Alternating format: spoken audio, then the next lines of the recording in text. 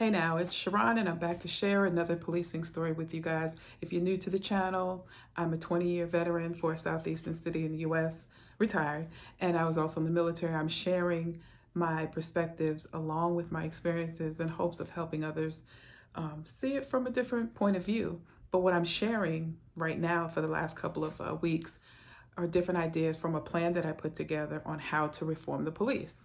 And this is the table I chose to share those ideas. And with that being said, real quick, I think we need a national database for fired police officers. I noticed that officers that got fired or resigned before they got fired, they jump from police department to department, from this department to that department. And that should not happen. I know that a lot of agencies are strapped in terms of trying to hire police and get folks on with quality folks on, as they say.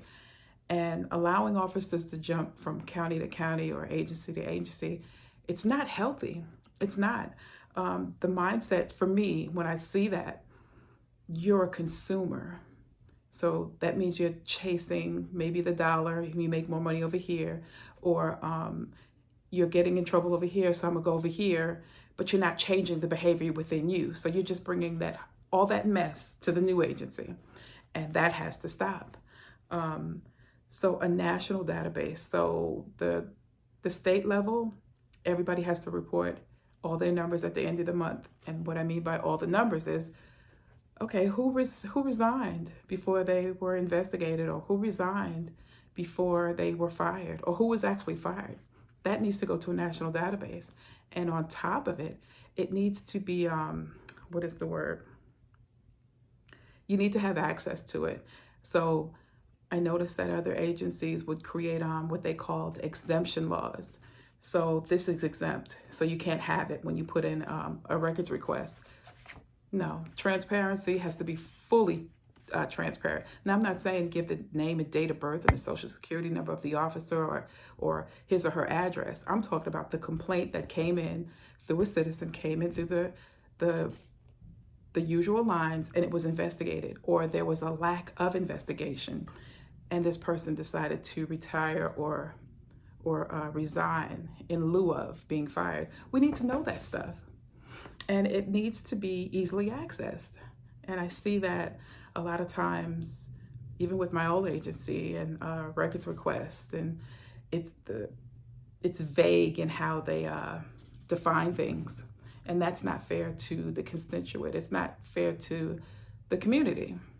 And so I say we need to have a national database, a fusion center, if you will, where everybody reports the numbers, and anyone can go to a website if it's set up, put in Sharon Walters, and see if any complaints have been lodged or sustained, or did I leave? Things like that need to be measured and put in place. I think that would make a lot of officers self-evaluate on how they handle things. If they're cutting corners, they can stop cutting corners. It gives you a chance, to correct the behavior on an agency or an organizational level. And I'll share a little bit more. I put that in my plan in detail, but I'll share another idea next week.